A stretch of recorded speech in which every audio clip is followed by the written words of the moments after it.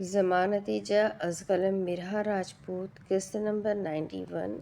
اور شروع کرنے سے پہلے ہمیشہ کی طرح ریکویسٹ ہے کہ اگر آپ چینل پر نئے ہیں یا اپنے چینل کو سبسکرائب نہیں کیا تو پلیز چینل کو سبسکرائب کر لیں، بیل آئیکن کو ضرور دبا دیں، لائک کمنٹ اور شیئر لازمی کریں۔ ذریعام کی پکڑ کافی مضبوط تھی۔ جانان کو اپنی سانسیں رکتی ہوئی محسوس ہوئی۔ عجیب سی کیفیت تھی۔ دل ایسے دھڑک رہا تھا جیسے پسلیاں توڑ کر باہر نکل آئے گا۔ وہ کتنی احتجاج کر رہی تھی لیکن ذریعام چھوڑنے کا نام ہی نہیں لے رہا تھا۔ اسے دور کرنے کے چکروں میں جانان کے لمبے ناخن اس کے ہاتھ کی جلد میں پیوست ہو گئے تھے، مگر ذریعام نے تب بھی رہائی نہ بخشی۔ پھر جان تو جانان کی تب جا کر چھوٹی جب وہ اس کے جام سے پوری طرح لطف اندوز ہو گیا۔ ذریعام نے اسے آزاد چھوڑا تو جانان نے فوراً سے نگاہیں جھکا لی، چہرہ شرم کے مارے سرخ پڑ گیا۔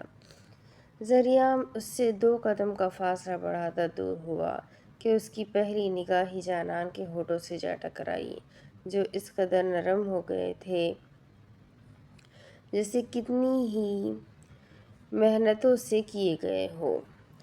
جانان کا دل چاہا تھا یہاں سے اٹھ جائے، دفعتاً وہ اپنے دل کی سنتی یہاں سے جانے لگی کہ ذریعام نے اس کا ہاتھ پکڑے اسے روکا اور ایک جھٹکے میں کھینچتے ہوئے اپنی گود میں بٹھا لیا۔ جانان کی دھڑکنیں رک گئی۔ وہ اسے جانے کیوں نہیں دے رہا تھا کہ دیکھتے ہی دیکھتے ذریعام نے اس کی گردن میں منہ دے دیا۔ جانان کی بچی کچی ہمت بھی ضائع ہو گئی۔ وہ چاہے اس کے سامنے بہت اکڑتی تھی لیکن اس معاملے میں اس کی بھی ہوا نکل جاتی تھی۔ ذریعام پلیز رک جاؤ، یہ سب ٹھیک نہیں ہے۔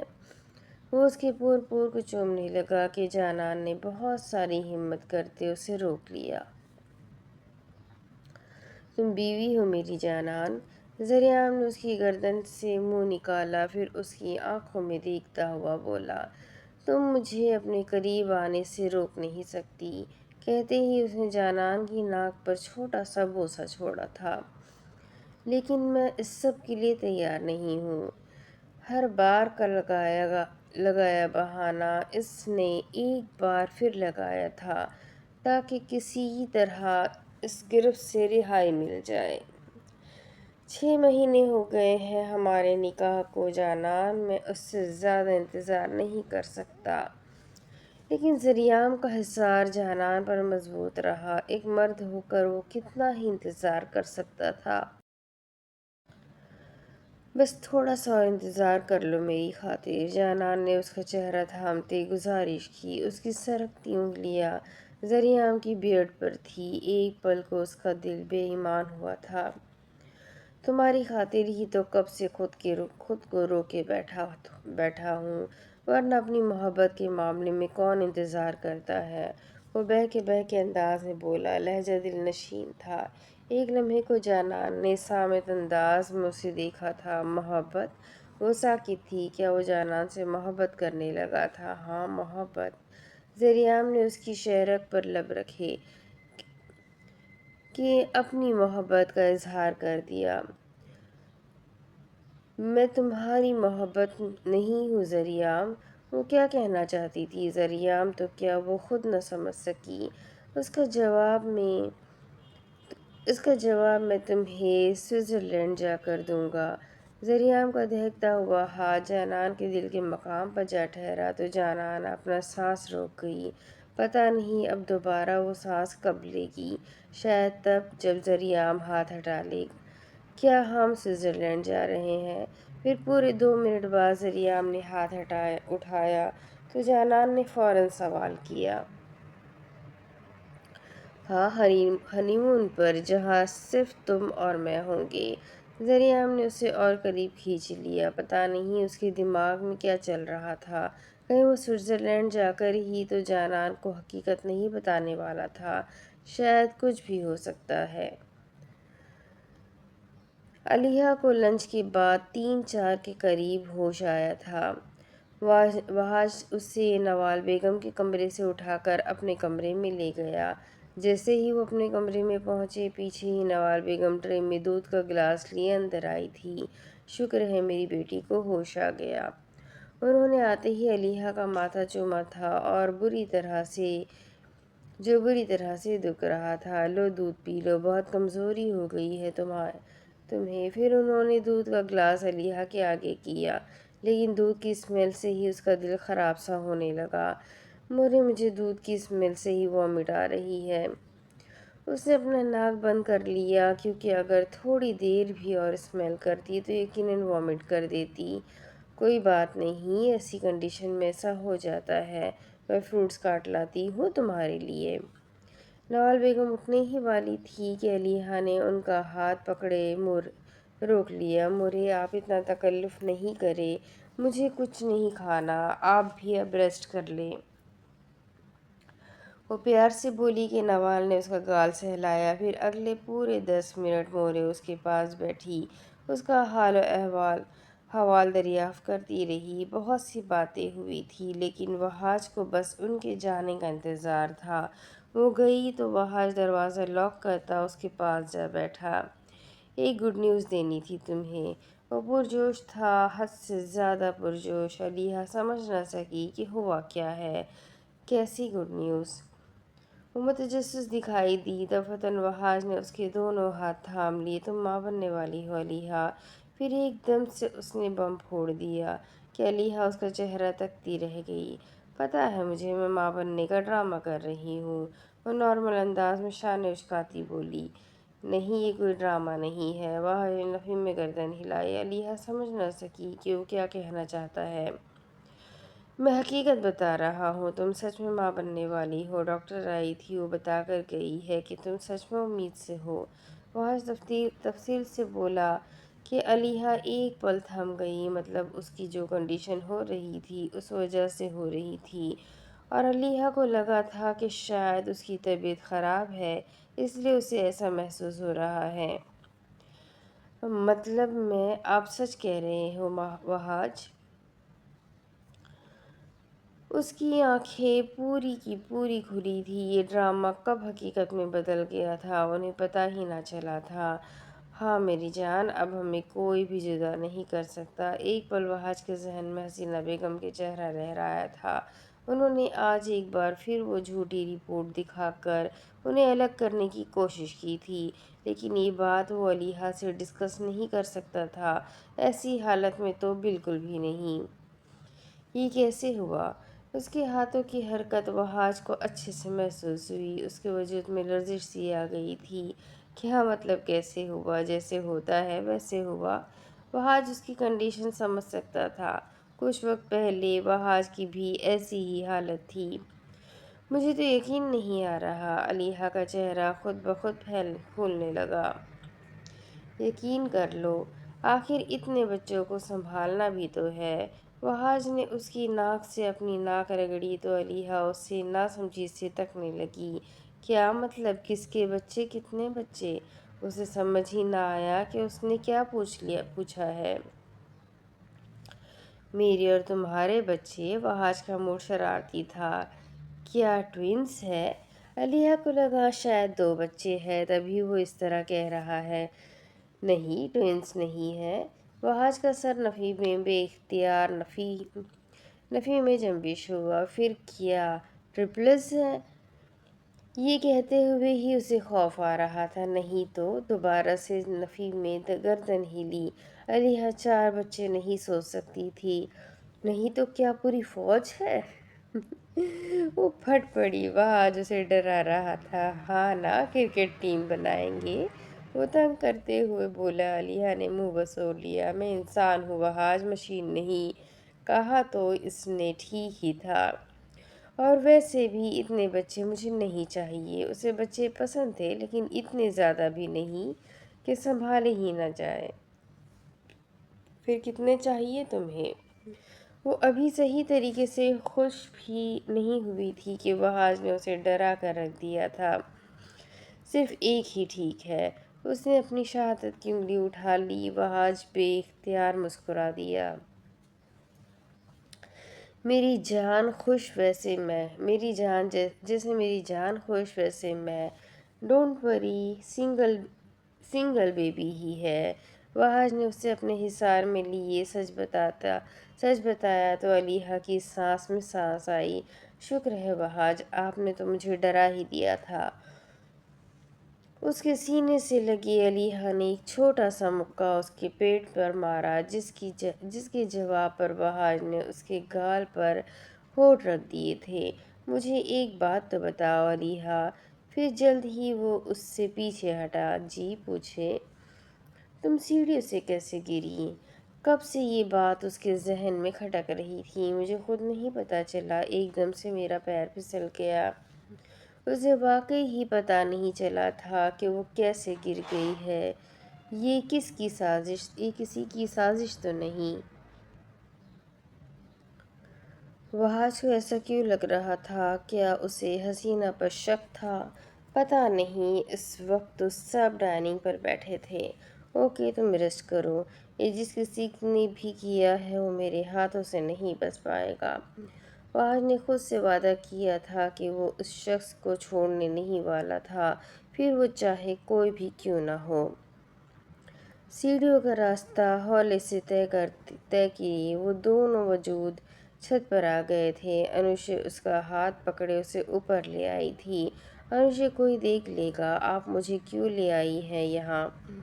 زرگام بیچارے کو ابھی تک حویلی والوں کا ڈر تھا، لیکن انوشے وہ تو ایسی تھی جیسے رخصتی کے بعد اس سے مل رہی تھی، حالانکہ ابھی صرف بات طے ہوئی تھی۔ اب ہمیں چھپ چھپ کر ملنے کی کوئی ضرورت نہیں ہے زرگام۔ وہ دونوں ایک شیڈ کے نیچے آ کھڑے ہوئے تھے کیونکہ موسم کافی اچھا تھا، ہلکی ہلکی بوندا باندی بھی ہو رہی تھی۔ اب تم دھڑلے سے کہہ سکتے ہو کہ انوشے یلدرم صرف اور صرف میری ہے، وہ اس انداز میں بولی کہ زرگام کے نہ چاہتے ہوئے بھی ہنسی نکل گئی۔ اچھا یہ تو بتا، اتنی رات کو چھت پر ملنے کے لیے کیوں بلایا ہے؟ زرگام نے اپنا ایک ہاتھ کھلے آسمان کے نیچے کیا جہاں ٹپ ٹپ کرتے پانی کے قطرے اس کے ہاتھ کی ہتھیلی کو بھگا گئے۔ وہ ہم دونوں ابھی منگنی کر رہے ہیں، انوشے ایک دم سے بولی کہ زرگام نے باقاعدہ آنکھیں جھپکے اسے گھورا۔ کیا منگنی؟ وہ حیرانگی سے بولا۔ ہاں منگنی، میں نے زمان لالا کی پہنائی رنگ اتار دی ہے، اب تم مجھے وہ رنگ پہناؤ جو تم نے میرے لیے خریدی تھی۔ انوشا خوشی سے بولی۔ آج صبح ہی زرگام نے اسے کال پر بتایا تھا کہ وہ انوشے کے لیے رنگ لایا ہے، اور انوشا ٹھہری بے صبری۔ لیکن انوشا ایسے منگنی نہیں ہوتی، وہ رنگ زرگام نے اسے سب کے سامنے پہنا کر جانی تھی، یہ چھپ کے نہیں۔ ہو جاتی ہے زرگام، اور ویسے بھی منگنی ہم دونوں کو کرنی ہے، پورے خاندان کو نہیں کرنی، وہ ناک چڑھا کر بولی۔ زرگام اس کے انداز پر ایک بار پھر سے مسکرایا۔ چلو جلدی سے مجھے رنگ پہناؤ، اس سے پہلے کہ کوئی ہماری منگنی روک دے۔ انوشا نے دائیں ہاتھ زرگام کے آگے کیا تو وہ ایک پل گہری سوچ میں ڈوبا، پھر کچھ سوچتے ہوئے اس نے پاکٹ سے سرخ رنگ کی مخملی سی ڈبی نکالی، جسے دیکھے انوشا کے چہرے پر سرخی بکھر گئی، اور دیکھتے ہی دیکھتے زرگام گھٹنوں کے بل بیٹھ گیا۔ پھر اس نے جیسے ہی وہ مخملی ڈبی کھولی، انوشا کو ایک پل دھچکا سا لگا، اس کے ہونٹ واہ والے انداز میں کھل گئے۔ اس سرخ ڈبی میں چمکتی ہوئی انگوٹھی ہیرے کی تھی، اصلی ہیرے کی، جسے دیکھے انوشا تو حیران پریشان رہ گئی۔ ابھی وہ لشکار عمارتی انگوٹھی کو دیکھنے میں اتنی مگن تھی کہ زرگام نے ڈبی سے وہ انگوٹھی نکالی اور انوشا کی مخصوص انگلی میں پہنا دی۔ زرگام یہ تو ڈائمنڈ رنگ ہے۔ وہ ابھی تک گنگ کھڑی تھی، البتہ ہیرے کی چمک سے اس کی کانچ جیسی آنکھیں تک چمکنے لگی تھیں۔ یہ تو بہت زیادہ قیمتی ہے۔ اسے یقین نہیں آ رہا تھا کہ اس کے ہاتھ میں ہیرے کی انگوٹھی ہے۔ وہ اعتبار اس بات پر بھی نہیں آ رہا تھا کہ وہ اسے زرگام دلشیر نے دی ہے۔ نہیں، آپ سے زیادہ قیمتی تو نہیں ہے۔ زرگام نے بہت دھیرے سے اس کا ہاتھ پکڑا تھا اور فوراً سے جھکتے اس کی نگینے والی انگوٹھی پر لب رکھے تھے۔ ایک لمحے کو انوشے کا چہرہ لال ٹماٹر ہوا تھا۔ یہ زرگام دل شیر کی پہلی جسارت تھی۔ لیکن تمہارے پاس اتنے پیسے کہاں سے آئے؟ اس کے خمار سے نکلتے انوشے نے فوراً نارمل ہوتے سوال کیا۔ وہ میں نے جو اپنے گھر کے لیے پیسے جوڑے تھے اس کی میں نے رنگ لے لی۔ زرگام مسکراتا ہوا صاف گوئی سے بولا کہ انوشے کو سانپ سا سونگھ گیا۔ اس نے اپنی عمر بھر کی ساری کمائی انوشے چودھری پر لگا دی۔ اوہ زرگام، یہ تم نے کیا کیا؟ وہ پیسے تم نے اپنے گھر کے لیے جوڑے تھے، تم نے مجھ پر کیوں لگائے؟ انوشے نے اسے بازو سے پکڑے اوپر اٹھایا تھا۔ وہ جانتی تھی زرگام نے قطرہ قطرہ جوڑ کر دریا بنایا تھا۔ یہ اس کی حق حلال کی کمائی تھی جو اس نے انوشے پر لگائی تھی۔ وہ بچپن سے اپنے گھر کا خواب دیکھتا آیا تھا اور اسی کے لیے دن رات مشقت کر رہا تھا، لیکن اپنی ساری محنت اس نے ایک انگوٹھی پر لگا دی تاکہ انوشے خوش رہے۔ اب اس کی ایک مسکراہٹ سے زیادہ ضروری زرگام دل شیر کے لیے اپنا گھر تو نہیں تھا۔ وہ ہر چیز داؤ پر لگا سکتا تھا صرف انوشے کے لیے، اپنا پیسہ، اپنی عزت، یہاں تک کہ اپنا آپ بھی، کیونکہ آپ سے زیادہ ضروری کچھ بھی نہیں ہے۔ اس نے صحیح ہی تو کہا تھا، کیا انوشے سے زیادہ ضروری پیسہ تھا؟ آپ نے کہا تھا اگر آپ پہنیں گی تو ڈائمنڈ رنگ ہی پہنیں گی ورنہ منگنی ہی نہیں کریں گی۔ یہ بات انوشے نے اسے کچھ دن پہلے مذاق میں کہی تھی، لیکن زرگام نے اس کی مذاق میں کہی بات کو حقیقت میں بدل دیا تھا۔ وہ تو میں نے مذاق میں کہا تھا، تم سچ میں ڈائمنڈ رنگ اٹھا کر لے آئے؟ جب سے تم اس حویلی میں کام کر رہے ہو تب سے تم اپنے گھر کے لیے پیسے جوڑ رہے ہو، یہ تمہاری بچپن سے جوڑی کمائی ہے۔ انوشے کو تو ابھی تک سمجھ نہیں آ رہی تھی کہ وہ کیسے اتنے سالوں کی کمائی اس پر لگا سکتا ہے۔ میں یہ رنگ نہیں رکھ سکتی، تم اسے واپس کر دو۔ انوشا انگوٹھی اتارنے ہی لگی تھی کہ زرگام نے اس کا ہاتھ پکڑے روک لیا۔ میں اسے خرید چکا ہوں انوشے، اب یہ آپ کی ہوئی۔ اس نے دوبارہ سے وہ انگوٹھی اس کی انگلی میں فٹ کی تھی۔ نہیں زرگام، میں اتنا مہنگا تحفہ نہیں لے سکتی، پلیز تم اسے واپس دے آؤ۔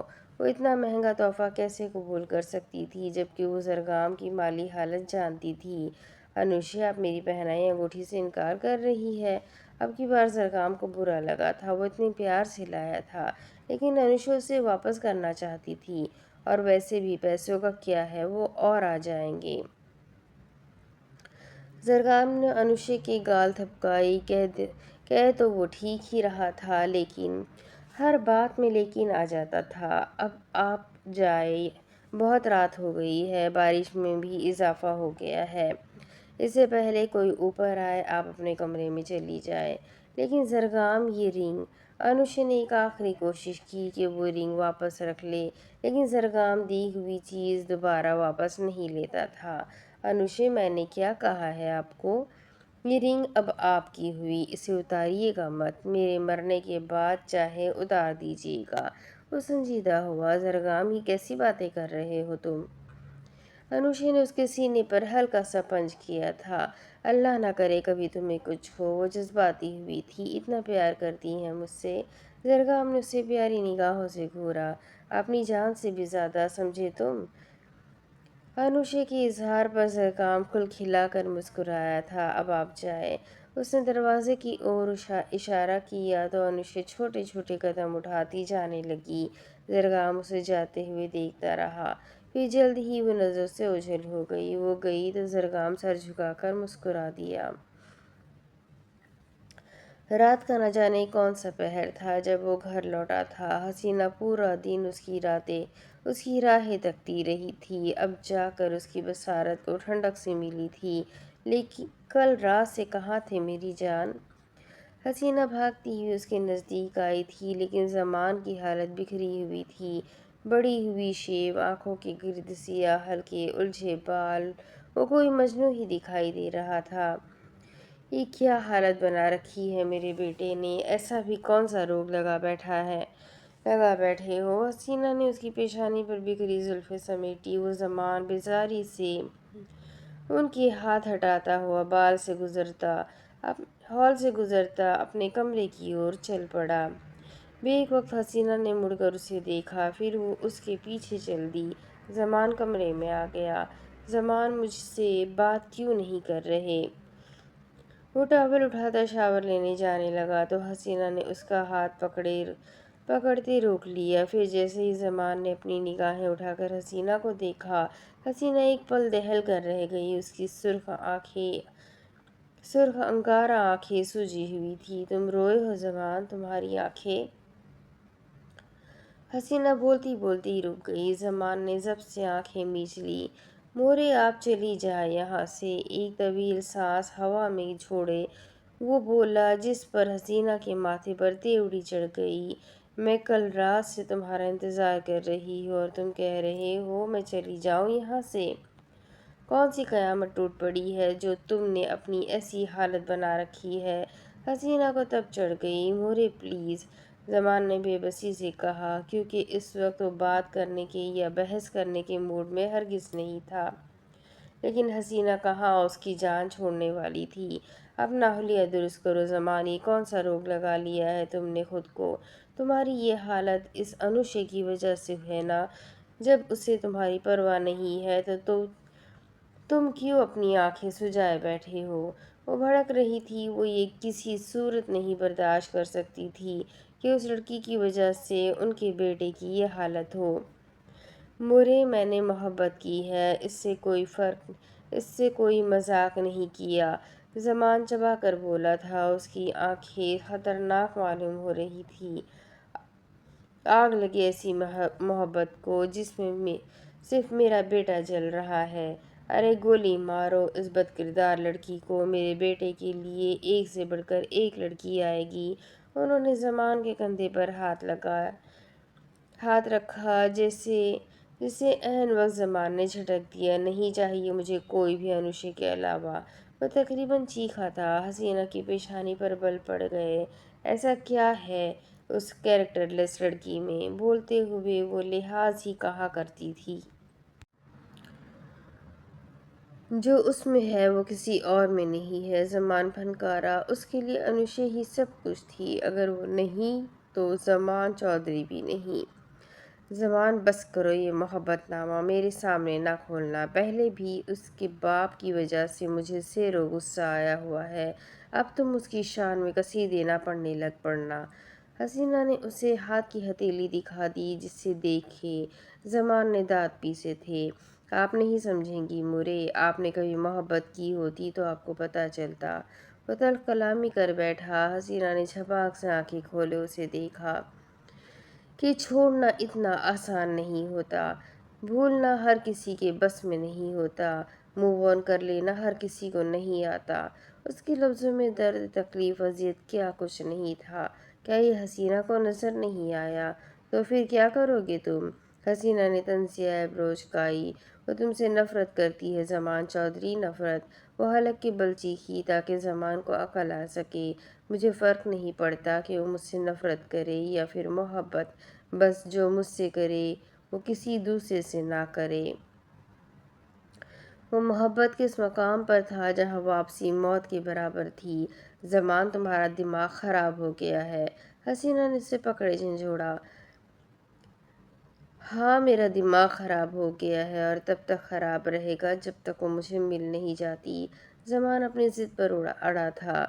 वो तुम्हारी तकदीर नहीं है, वो तुम्हें देकर छीनी गई है। वो तुम्हारी कैसे हो सकती है? हसीना ने उसे आईना दिखाया। अगर तकदीर ने उसे मुझसे छीना है तो मैं उसे तकदीर से छीन लूँगा। उसकी मंगनी मुझसे हुई है और निकाह भी मुझसे ही होगा। और इस ज़रगाम चौधरी का किस्सा तो मैं ख़त्म करके ही रहूँगा। ज़मान की आवाज़ काफ़ी ऊंची थी जिसे सुनते हुए अचानक से दरवाज़ा खुला था। क्या हो गया है तुम लोगों को? बाहर तक तुम्हारी आवाज़ें आ रही है। महताब चौधरी जो ज़मान के कमरे के पास से गुजर रहे थे, अंदर से आती अजीबोगरीब आवाज़ों पर ठहर से गए। समझाए अपने इस बेटे को कि छोड़ दे उस लड़की की जान। بالآخر کلس کر بولتے ہوئے حسینہ نے اپنا سر تھام لیا۔ زمان بیٹا، یہ تمہارے بابا سائی کا فیصلہ ہے۔ مہتاب اس کی قبر قریب آئے تھے۔ ہاں ہاں، بنائے اسے بھی اپنی طرح کے بابا سائی کا فیصلہ، چاہے غلط ہی کیوں نہ ہو، بس تم نے اف تک نہیں کرنا۔ حسینہ کو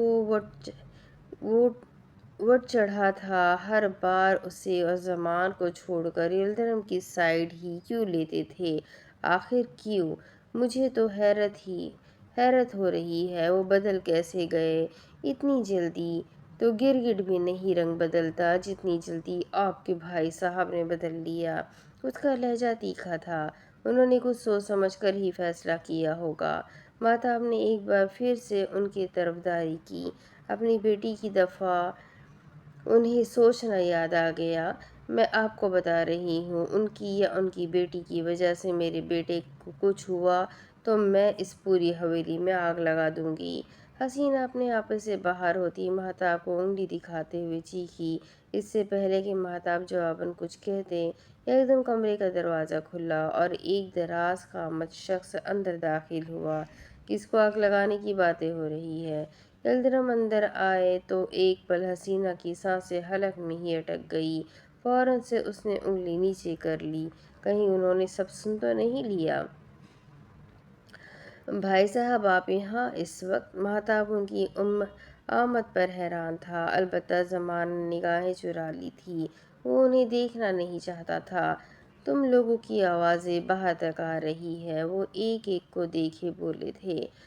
جو سب آپ نے ہمارے ساتھ کیا، اس کے بعد بھی ہم خاموش رہے۔ حسینہ سے رہا نہ گیا تو وہ دھیمی آواز میں بول گئی، جو کہ وہاں کھڑے ہر لوگوں کے کانوں تک آسانی سے رسائی حاصل کر گئی۔ میرا بیٹا اتنا اداس ہے، کیا وہ کسی کو نظر نہیں آ رہا؟ وہ پھر سے بولی۔ یلدرم کی نگاہیں زمان پر گئی۔ کیوں اداس ہے تمہارا بیٹا؟ سوال ہوا۔ اتنا سب ہونے کے باوجود بھی آپ پوچھ رہے ہیں کہ یہ اداس کیوں ہے؟